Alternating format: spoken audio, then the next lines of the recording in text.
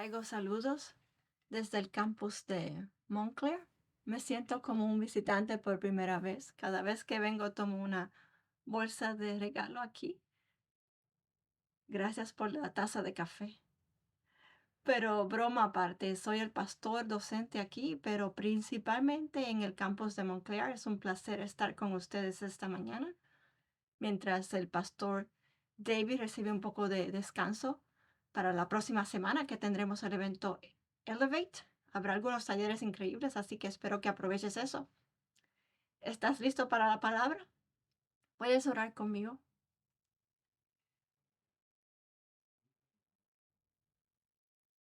Señor, es un regalo poder compartir con las personas que amas profundamente. Te pido que ministres tu verdad de la manera que solo tú puedes hacerlo. Despierta nuestros corazones nuevamente a la belleza del Evangelio, al asombro de tu gracia y a la increíble oportunidad de que tenemos de servirte. Acércanos más a tu palabra, a este sagrado texto. Te amamos, te necesitamos, te anhelamos. En el nombre de Cristo. Amén.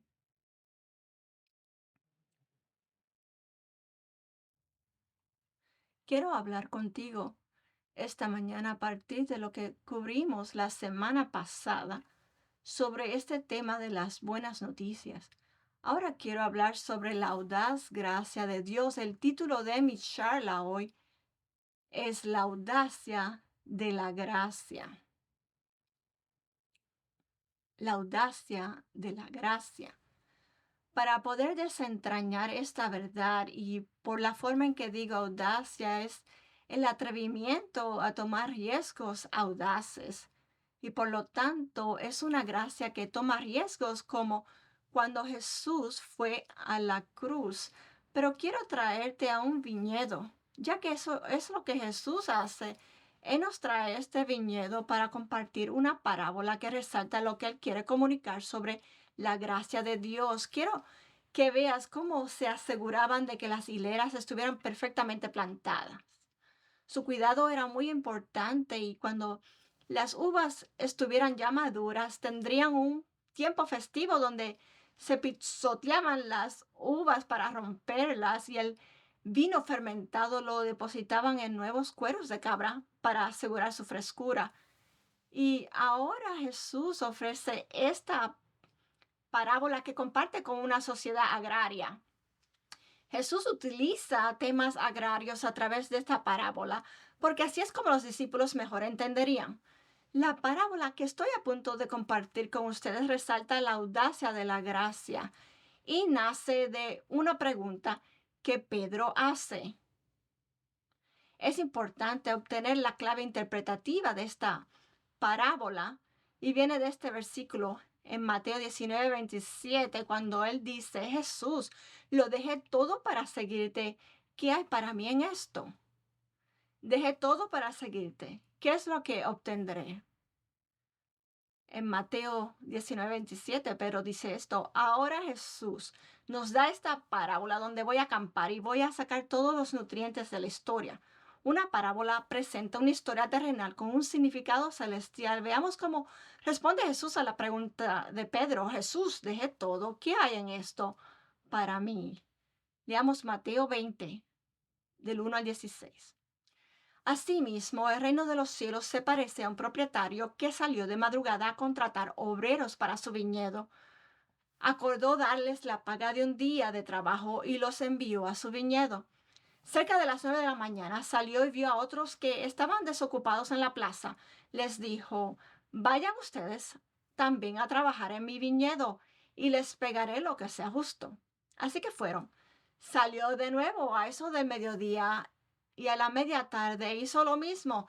Alrededor de las 5 de la tarde salió y encontró a otros más que estaban sin trabajo. Les preguntó: ¿por qué han estado aquí desocupados todo el día? Porque nadie nos ha contratado, contestaron. Él les dijo: vayan también ustedes a trabajar en mi viñedo. Al atardecer, el dueño del viñedo le ordenó a su capataz: llama a los obreros y págales su jornal, comenzando por los últimos contratados hasta llegar a los primeros. Se presentaron los obreros que habían sido contratados cerca de las 5 de la tarde y cada uno recibió la paga de un día. Por eso, cuando llegaron los que fueron contratados primero, esperaban que recibieran más, pero cada uno de ellos recibió también la paga de un día. Al recibirla, comenzaron a murmurar contra el propietario. Entonces, ellos fueron los últimos en ser contratados, trabajaron solo 1 hora, dijeron. Y usted los ha tratado como a nosotros que hemos soportado el peso del trabajo y el calor del día.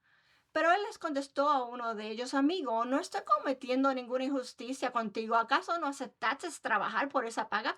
Tómala y vete. Quiero darle al último obrero contratado lo mismo que te di a ti. ¿Es que no tengo derecho a hacer lo que quiera con mi dinero? ¿O te da envidia que yo sea generoso? Así que los últimos serán primeros y los primeros últimos. Paremos aquí. Es importante entender quiénes son los personajes de una parábola y a quién representan. Nuevamente, una parábola es un relato terrenal con un significado celestial y ahora encontramos que hay un personaje clave que les quiero que le den su atención, es el propietario de la tierra. Y aquí es donde comienza en el versículo 1. Asimismo, el reino de los cielos se parece a un propietario que salió de madrugada a contratar obreros para su viñedo. En esta parábola, el hacendado representa a Dios. Y continúa, y me parece interesante que en esta representación de Dios mismo, Él se considera el propietario de la tierra, el que tiene la autoridad, a quien pertenece el viñedo. Y me encanta el hecho de que es tan fiel a la naturaleza de Dios, donde Él los persigue primero, va tras ellos primero. Los trabajadores no vinieron hacia Él, Él vino hacia ellos. Eso nos enseña algo sobre la naturaleza de Dios y quiero que recuerden las preguntas clave en Mateo 19:27, cuando Pedro dijo, ¿qué gano con esto? Fue un recordatorio gentil a Pedro, Pedro, tú no me elegiste, yo vine por ti. Cuando miras al propietario, nos da este sentido de la naturaleza, de quién es Dios. Dios es el que nos está persiguiendo. No sabes que ninguno de nosotros podrá superar en esto a Dios. Dios viene tras nosotros. Dios es el que toca tu hombro. Dios es el que llama tu atención. Dios es el que viene. Y puedes decir, oh, mira, tomé una gran decisión. Decidí seguir a Dios. Y lo interesante es que cuando entras por la puerta que dice seguir a Dios, cierras la puerta y miras hacia atrás y dice, yo te elegí a ti. Y entonces él se lo plantea a Pedro, Pedro, un momento, oye, cógelo suave, ten un poco más de humildad. Yo vine detrás de ti. Una de las citas que decimos por aquí es del filósofo Hegel que dijo, Dios siempre se adelanta. Me recuerda a Romanos 5:8 que dice, mas Dios muestra su amor con nosotros de que aun siendo pecadores, Cristo murió por nosotros. Él nos buscó antes que ni siquiera nosotros pensáramos acerca de Él, mientras aún estábamos alejados. Esa es la naturaleza del Dios al que servimos. Y si vamos a entender la audacia de la gracia, debemos recordar que Él es el iniciador, Él es el alfa y la omega, Él comienza toda la historia. Él es el Salvador capacitado que nos atrapa para salvarnos de nosotros mismos.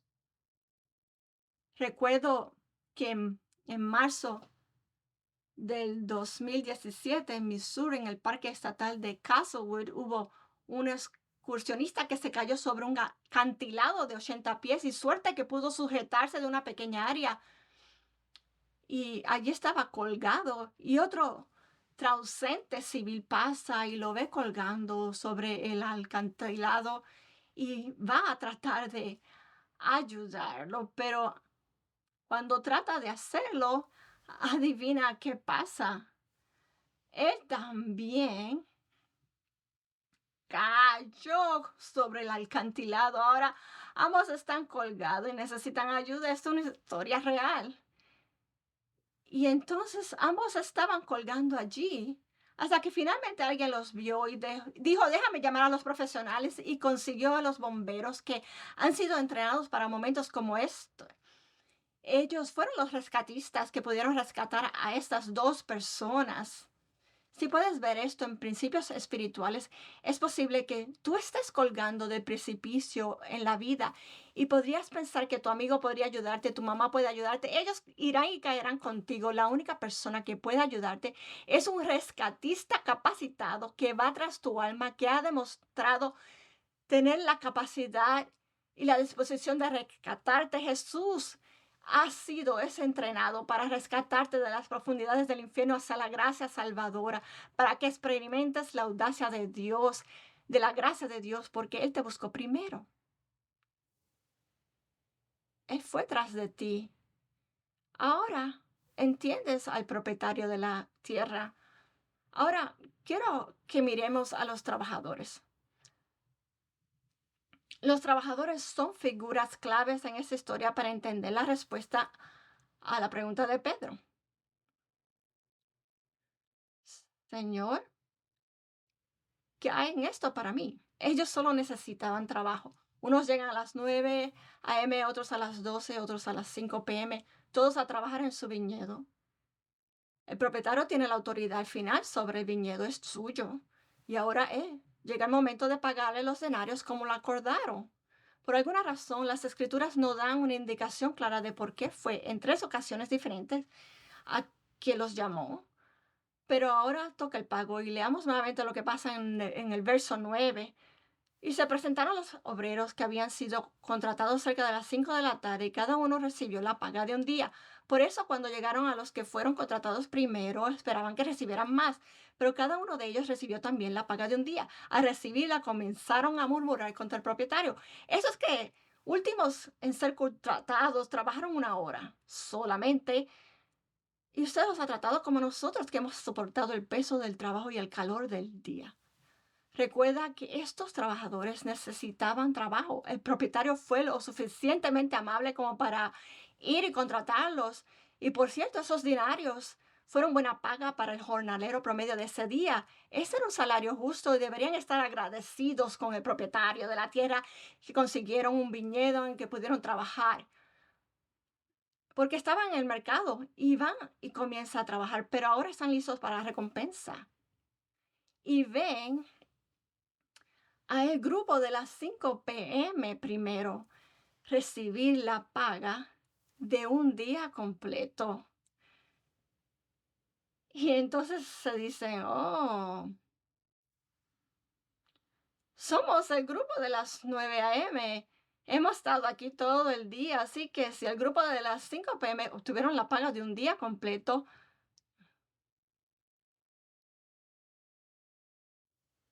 entonces lo que pensaron automáticamente era que iban a obtener más dinero. ¿Cuántos de ustedes habrían pensado lo mismo? Es como el equivalente de un subordinado que recibe un bono de Navidad y te acercas y le preguntas cuánto recibiste. Oh, todo eso. Oh, bueno, yo he estado aquí durante 30 años, voy a ser bien bendecido. Y luego se les da al grupo de las 12 p.m. sus denarios y el grupo de las 9 a.m. también obtienen sus denarios. Y cuando lo obtienen se molestan. Dicen, espera, espera. ¿Cómo es que los demás reciben el mismo pago que yo? Oh, no. Y ya sabes lo que surge en ellos y creo que es un ídolo de nuestros días, este sentido de creído que dice, tengo derecho, merezco esto, tengo derecho a ello como definición. El derecho es hecho de tener algo porque crees que inherentemente lo mereces, mereces tener un trato especial. Ahora pensamos en Pedro. Él está allí escuchando esta parábola con un oído diferente y ahora dice, ¿por qué siquiera hice esta pregunta? Porque Jesús tiene una manera de responder preguntas, no solo para darnos hechos, sino para revelar el corazón. Él le dice, Pedro, ¿hay algo en tu corazón que te lleva a reclamar un derecho que crees merecer? Pedro puede sentirse como el jornalero de las 9 a.m. y él está allí. Quiero que vean cómo este sentido de presunción puede atascarnos Y en este texto nos muestra que puede cambiar o torcer la forma en que miramos los atributos de Dios, cómo es Él y su naturaleza. Una de las frases que aquí lo revelan es que se quejaron contra el propietario del terreno. Y a veces caminamos pensando que Dios debería estar haciendo algo que creemos que debería estar haciendo por nosotros y no lo hace de la manera que creemos que debería. Y empezamos a quejarnos de Dios. Y pensamos que Él está equivocado y no es así. Y me encanta la forma en que una persona lo expresó en esta cita. Los trabajadores están objetando no a la injusticia, pero a la generosidad. Él no fue injusto. Ellos estuvieron de acuerdo con el pago de los denarios. Él no fue injusto, fue la generosidad de Dios. Fue generoso con el grupo de las 5 p.m., lo que realmente les molesta. Quiero que veas, a veces la presunción se vuelve tan profunda en nuestros huesos, tan profunda, y estás enojado porque Dios fue generoso con ellos y podríamos pensar que Dios no fue justo. ¿Qué gano yo con esto? Pero ¿qué pasa conmigo? Y si somos honestos, cualquiera de nosotros en este viaje podría ver que alguien recién salvo comienza a ser bendecido con cosas que tú has estado orando por años y no lo has recibido. ¿Qué haces cuando Dios bendice a alguien cercano a ti por cosas que tú has estado esperando? Quiero que mi matrimonio sane. Quiero reconciliarme con mi hijo pródigo, lo que sea. Dios funciona de una manera. Y si eres honesto y tienes una relación real con Dios, hay momentos en los que no vas a entender completamente lo que Él hace. Recuerdo, estuve soltero durante aproximadamente una década y me recuerdo deseando estar en matrimonio. Creo que es un deseo saludable ser soltero y desear el matrimonio también, y quería honrar a Dios y hacerlo bien. Recuerdo desear el matrimonio durante este viaje y vi a tantas gente casándose antes que yo. ¿Sabes de lo que estoy hablando? Solo estoy usando eso como ejemplo. No sé cuál es la bendición por la que estás esperando. Yo era como un profesional padrino de boda. Me preguntaban todo el tiempo, oye, Lion, ¿quieres ser parte de esto? Estuve como en 11 bodas antes de casarme finalmente. En algún momento, hermano, pensé que tenía que reunir un fondo para hacer esto, porque veía una y otra vez que la gente recibía la bendición por la que yo estaba creyendo a Dios en mi vida, para mi propia vida. Me alegra decir que estoy felizmente casado con mi esposa aquí. Gracias, ayúdenme. Este es un gran momento para ayudarme. Gracias, estoy feliz, pero lo que estoy tratando de decir es que hay momentos en que Dios bendecirá a otros frente a usted para ver dónde está su carácter, para desarrollar madurez en ti, para que entiendas incluso que si Dios no está moviéndose en la forma en que tú esperas, como se supone, todos tienen su propio viaje y no soy quien para comparar. Tengo que estar pendiente cuando empiezo a comparar, porque aquí está la otra parte. No solo interfirió en la forma en que veían al propietario, o él está equivocado, se quejaron contra él, simplemente él fue generoso. La otra cara es, mira, cómo ven, cómo hablaron de su trabajo. Oh, llevamos acá de todo el día con esta calor. Ahora, están todo, están quejándose con su trabajo. No hubo quejas hasta que vieron a los denarios recibidos por el grupo de las 5 p.m. Nuevamente estaban allí como pensando que iban a ser más bendecidos. No hubo una sola queja en ese momento. No, nadie se quejó de la generosidad recibida. A veces nuestra actitud se atasca cuando hacemos lo que sabemos que es correcto, mas no nos cansemos de hacer el bien, porque es un momento determinado. En su momento determinado recogerás una cosecha. Y a veces nos cansamos de hacer el bien. Y me recuerdo del hermano mayor en la historia del hijo pródigo, cuando el hijo se va y regresa a la casa y el hermano mayor se queja, oye, de hecho he hecho las cosas bien y nunca tuve una fiesta, pero tú organizas una gran fiesta para este hijo que desperdició todo. ¿En serio, Dios? Quiero que veas que puedes estar físicamente en la viña, pero tu corazón estar lejos. De ambos aquí están en la viña, por lo que ambas partes puedes estar siguiendo al Señor y tener un corazón que dice, tengo derechos porque leí mi Biblia hoy, oré hoy, fui testigo del Señor hoy. Hacemos esta lista de verificación para decir que es por eso que merezco algo, Dios. Y podemos atascarnos en nuestro corazón. Y solo quiero recordarles de que es algo real. Y he experimentado esto en mi vida, que sientes donde está esta lista de verificación. Dios ha hecho esto y lo merezco. Pero quiero advertirte que es una entrada a la autojustificación. Será difícil estar cerca de ti porque crees que te estás ganando la gracia audaz y no es tuya. No es por tus obras, nunca te lo ganarás. Yo he estado rodeado de gente moralista y perdonen si alguna vez yo fui así con usted o si has estado cerca de alguien que es moralista, siempre te hace sentir inferior en el reino de Dios. Ese no debe ser el caso en absoluto. Recuerdo estar cerca de un pastor como este orador invitado en su iglesia. Y estoy aquí invitado en su iglesia y estoy mirando el calendario. Pues a veces vas a la oficina pastoral y estoy mirando el calendario y se veía un calendario normal, pero tenía una secuencia de líneas rojas tachando los días. Y yo pensaba que no lo entendía. Y entonces el pastor principal allí vio que yo estaba mirando esto. Y esto fue hace muchos años y lo estoy mirando. Y él dice, oh, estás mirando estas líneas rojas, ¿verdad? Y yo digo, sí. Me preguntaba, ¿por qué estos trozos rojos? Trazos rojos. Y desearía estar inventando esto, pero él dijo, esos son los días que no pequé en mi vida. Hermanos y hermanas del cuerpo de Cristo.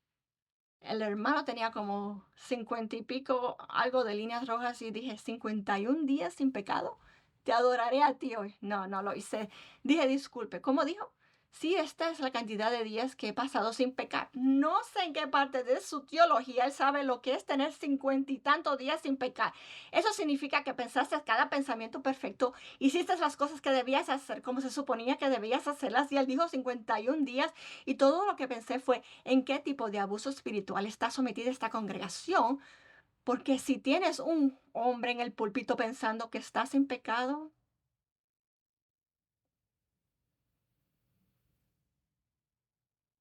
y esto fue lo que comenzaron a hacer, comenzaron a contar los días o sus obras y se lo llevan al propietario de la viña y le dicen, mira, mira cuánto soporté el calor del día en que hice esto por ti. Y a la luz de la gracia de Dios, lo que te digo es que nunca entres en el lugar donde comienzas a contar todas tus buenas obras y presentarles a un santo, presentarlas a un santo Dios. Las escrituras dicen que incluso mis buenas obras son como trapos de inmundicia ante un Dios santo. Nunca seré lo suficiente bueno para ganarme el amor de Dios. Y él está tratando de que Pedro entienda eso. Y Pedro, a Pedro se le conoce como el discípulo que tenía el pie en su boca. Y así es en este momento. ¿Alguna vez te has preguntado por qué pregunté eso?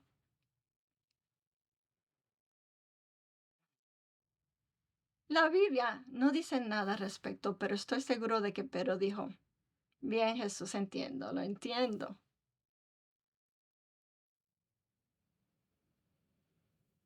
Hubo algo que se había perdido en su corazón, pero me encanta la forma en que esto conduce hacia la iluminación sobre la audacia de la gracia, que es mi último punto aquí.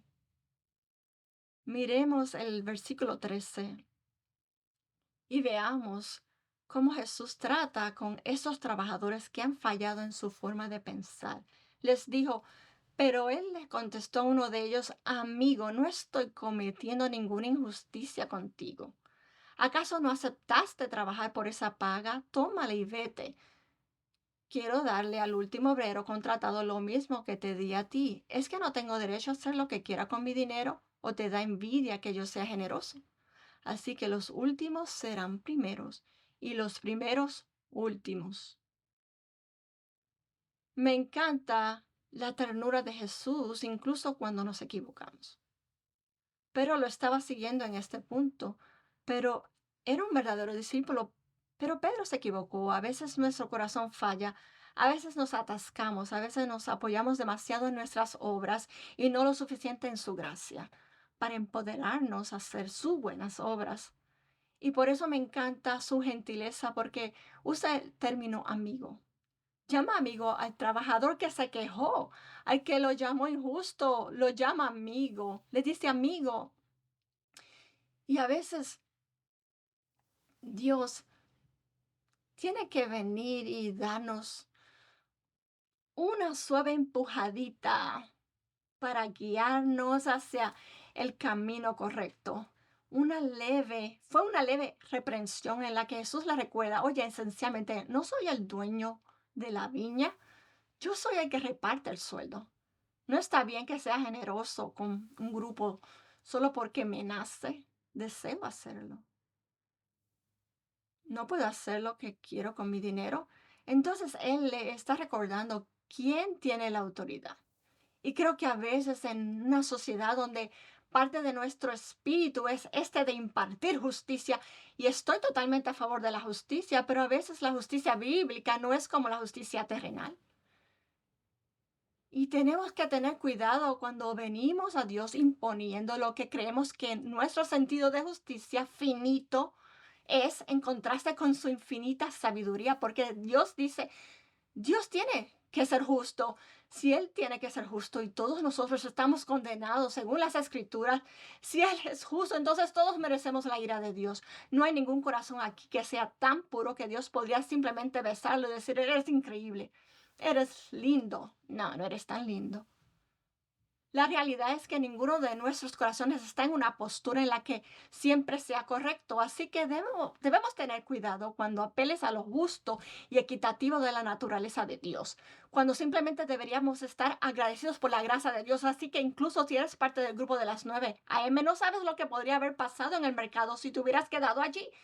Él no te hubiera contratado. Quiero hacerlo muy personal. Algunos de ustedes durante 10, 20 años diciendo, hombre, ¿qué gano yo con esto? Quiero recordarte que hay cosas de que Él te salvó de una angustia, de lo que sea, y ni te diste cuenta que te salvó. Así que Él es bueno. Solo quiero recordarte que hay algo acerca de la gracia de Dios y puedes estar diciendo, bueno, debería bendecirme así y así. Y algunas veces no sabemos ni cómo nos bendice Dios, porque se suponía que las dificultades que llegarían a tu vida nunca llegaron.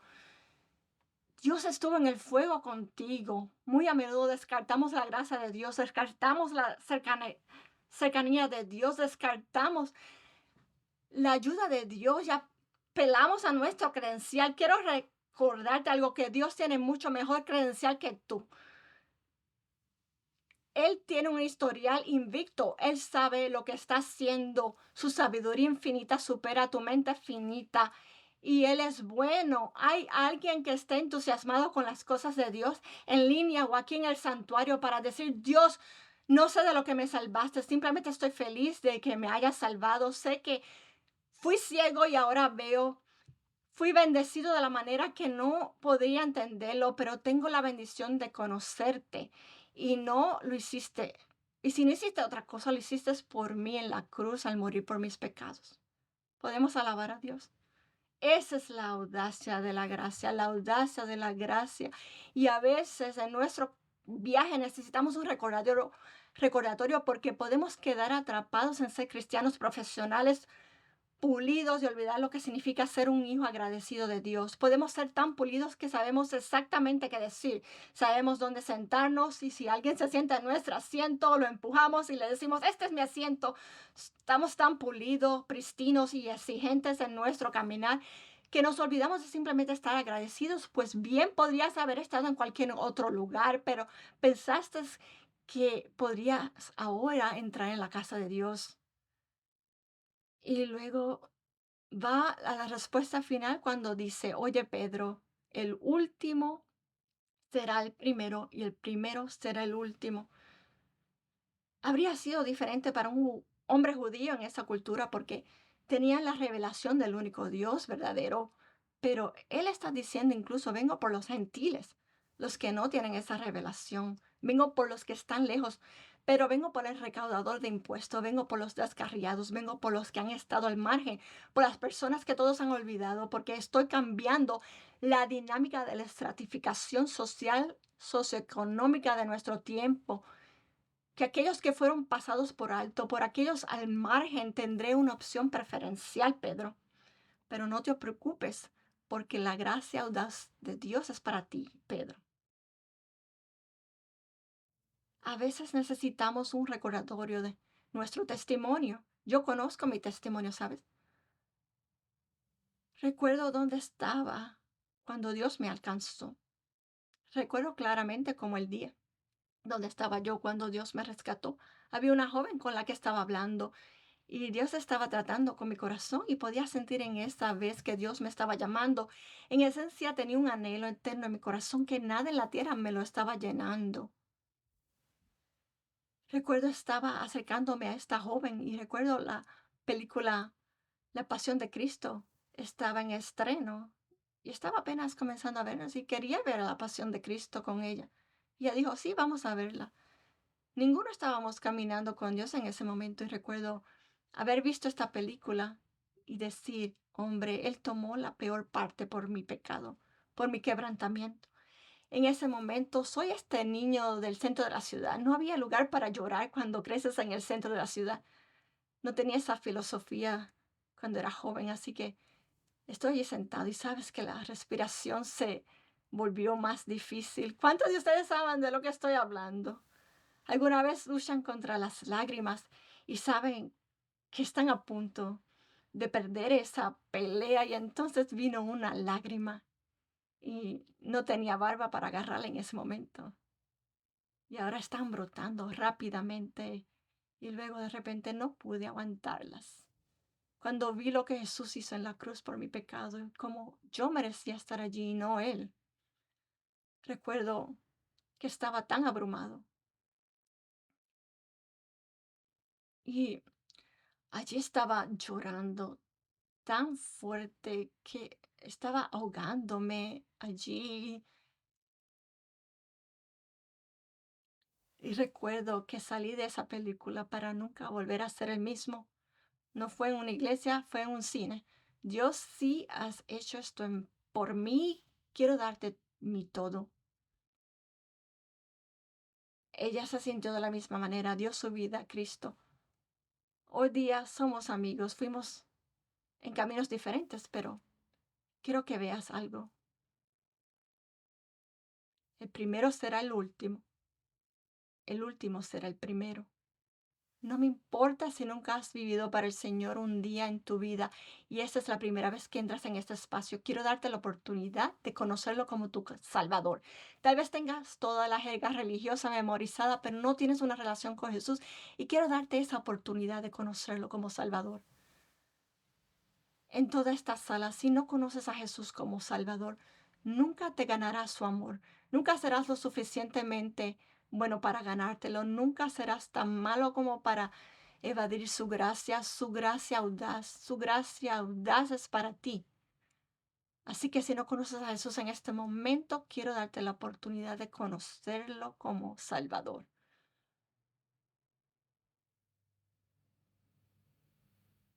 No quiero que salgas de la misma manera en que entraste. Si estás aquí hoy y quieres conocerlo y salvarte, quiero que ores esta oración en tu corazón.